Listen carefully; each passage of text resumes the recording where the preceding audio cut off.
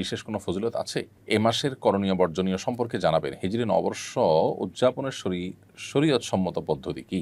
মুহররম মাসে আজকে প্রথম দিনটি গত হলো।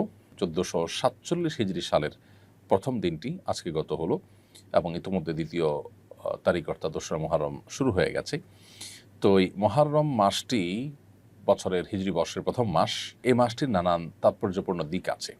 সবচেয়ে গুরুত্বপূর্ণ তাৎপর্যের দিক হলো যে এটি সম্মানিত 4 মাসের একটি এবং সম্মানিত 4 মাসের মধ্যে সবচেয়ে সম্মানিত মাস। বলতে পারি রমজানের পরে সবচেয়ে ফজিলতপূর্ণ মাস হলো এই মাসটি সম্মানিত মাস, যে মাসকে নবী সাল্লাল্লাহু আলাইহি ওয়াসাল্লাম শাহরুল্লাহ বা আল্লাহর মাস বলে আখ্যায়িত করেছেন। যদিও সব মাসই আল্লাহর, কিন্তু এটির বিশেষ মর্যাদা এটা প্রমাণ করে আল্লাহর মাস বলাতে নবী সাল্লাল্লাহু আলাইহি ওয়াসাল্লামের পক্ষ থেকে।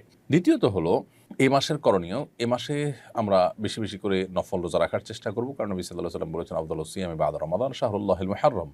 রমজানের পরে সবচেয়ে উত্তম রোজা হলো আল্লাহর মাস মুহররম মাসের রোজা।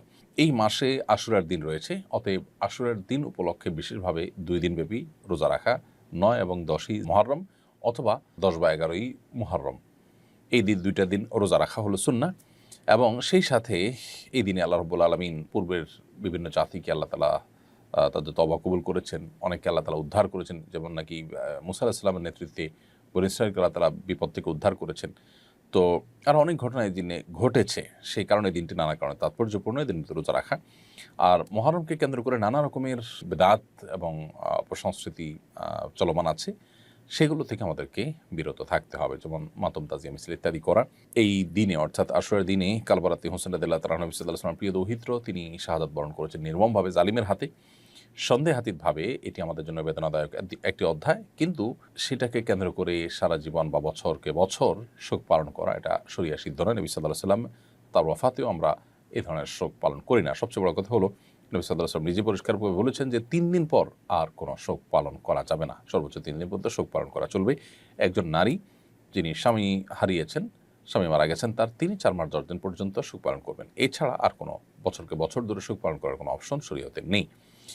সেসব কারণে তাজিয়া মিছিল ইত্যাদি এবং শোকের পোশাক পরা, মাতম করা, নিজের দেহে নিজে আক্রমণ করা এবং আরও নানাবিধ বিদআত আমাদের সমাজে প্রচলিত আছে, সেগুলো মুহররমকে কেন্দ্র করে আমরা বর্জন করে চলতে হবে, কারণ এগুলোর সাথে ইসলামের কোনো সম্পর্ক নেই। হিজরি নববর্ষকে স্বাগত জানিয়ে 2-1টি জায়গায় আনন্দ মিছিল হয়েছে, এ ব্যাপারে শরীর কোনো নিষেধাজ্ঞা আছে কিনা? হিজরি নববর্ষকে স্বাগত জানিয়ে মিছিল করা এটা মূলত ইসলামিক কোনো কালচার না, এটা পাশ্চাত্য কালচার, যেটি মুসলমানরা ওদেরকে দেখে দেখে অনুকরণ করছে, যেটি দুর্ভাগ্যজনক। নবী করিম সাল্লাল্লাহু আলাইহি ওয়াসাল্লাম বলেছেন লা তাত্তাবিউন্না সুনানা মান কানা ক্বাবলাকুম শিবরান বিশিবরিন ওয়া যিরাআন বিযরাইন আও কামা ওয়ারাদা ফিল হাদিস। নবী সাল্লাল্লাহু আলাইহি ওয়াসাল্লাম বলেছেন, তোমরা তোমাদের পূর্ববর্তী জাতি যারা, তোমাদের পূর্বে যারা পৃথিবীতে এসেছে, তাদেরকে তোমরা অনুসরণ করবে একেবারে তারা 1 গজ হাঁটলে তোমরা সেই 1 গজ হাঁটবে, তারা 1 বিঘত পরে পা রাখলে তোমরা 1 বিঘত পরে পা রাখবে, অর্থাৎ তাদের পদাঙ্ক অনুসরণ করবে। তখন সাহাবা ইকরাম বলেছিলেন, হে আল্লাহর রাসূল, তারা কি ইহুদিরা? নবী সাল্লাল্লাহু আলাইহি ওয়াসাল্লাম বলছেন, হ্যাঁ, তারা ছাড়া কারা? তো যে ইহুদি নাসারারা তাদের অনুকরণ করতে গিয়েই মূলত আজ নবী সাল্লাল্লাহু আলাইহি ওয়াসাল্লামের সেই ভবিষ্যদ্বাণীর বাস্তবায়ন আমরা দেখতে পাচ্ছি। সেটা করতে গিয়ে মূলত তারা যেরকম খ্রিস্টীয় নববর্ষকে উদযাপন করে, ঠিক একইভাবে আমরাও হিজরি নববর্ষকে উদযাপন করছি।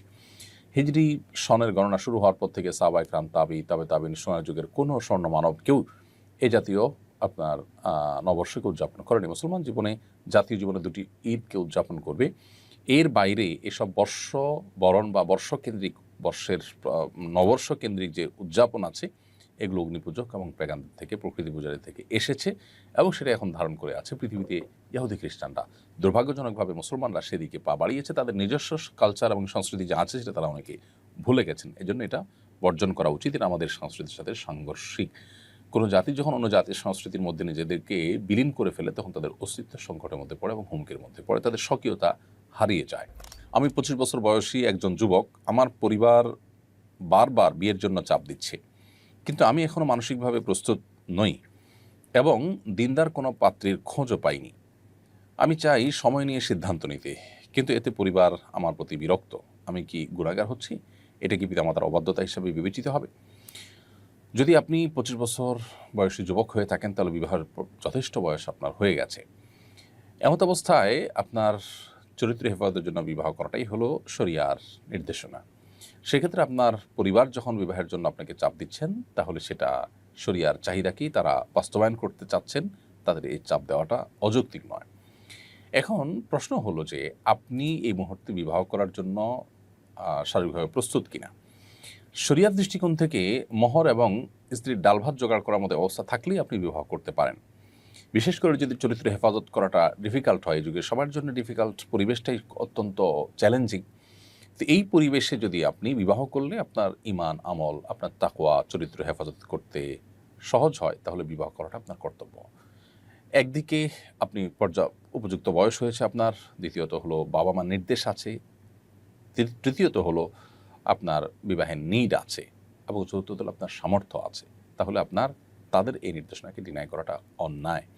হ্যাঁ, আপনি যদি উপযুক্ত পাত্রী খোঁজার জন্য যৌক্তিক সময় নেন, যে 2 মাস, 4 মাস, 6 মাস, তাহলে সেক্ষেত্রে সেটা অন্যায় হিসেবে বিবেচিত হবে না। কারণ অপাত্রে উপযুক্ত ক্ষেত্রে আপনাকে বিবাহ করতে শরীয়ত নির্দেশ করে না। তবে অহেতুক আপনি মাসকে মাস, বছরকে বছর বিলম্ব করবেন, তথাকথিত পায়ে দাঁড়াবার নাম করে অনেক বেশি দেরি করবেন, এই সমস্ত বিষয়গুলো যদি আপনাকে বিলম্ব করতে উদ্বুদ্ধ করে, তাহলে সেটা হবে আপনার ভুল। তবে বাবা-মার এই নির্দেশনা আপনার জন্য মানাটা ফরজ নয়, বিশেষ করে যখন সেটি বাস্তবায়ন করাটা আপনার জন্য চ্যালেঞ্জিং। আপনি দিনদার পাত্রী পাচ্ছেন না, একটু সময় নিচ্ছেন, খুঁজছেন, তাহলে এক্ষেত্রে আপনার বাবা-মার চাপাচাপিতে আপনার বদ্দিনদার কোনো মেয়ে, যেনতেন কোনো মেয়ে বিয়ে করতে আপনি বাধ্য নন। এটি হলো মৌলিক কথা। আমি আমার স্ত্রীকে দাওয়াতি কাজে সহযোগী বানাতে চাই, কিন্তু তিনি আগ্রহী নন। স্ত্রীকে দাওয়াতি কাজে সহযোগী করতে কিভাবে উদ্বুদ্ধ করা যেতে পারে? আপনার স্ত্রী যদি বই পড়তে পছন্দ করেন, তাহলে ভালো ভালো কিছু মোটিভেশনাল বই পড়াতে পারেন তাকে, যে বইগুলো তাকে দায়ী হওয়ার প্রতি আগ্রহী করে তুলবে। আর যদি বই পড়ার অভ্যাস তেমন না থাকে, তাহলে সেক্ষেত্রে আপনি তাকে ভালো দাওয়াতি কাজ করেন এবং তিনি তাদের দ্বারায় প্রভাবিত হতে পারেন এরকম ব্যক্তিদের সাথে তার পরিচিতি যেন ঘটে, তার সাথে ওঠা বসা যেন ঘটে, সেই ব্যবস্থা আপনি করবেন, সেই উদ্যোগ আপনি নেবেন। যদি সেটা নেন, ইনশাআল্লাহ আশা করা যায় যে আপনি তাকে দাওয়াতের পথে আনবেন।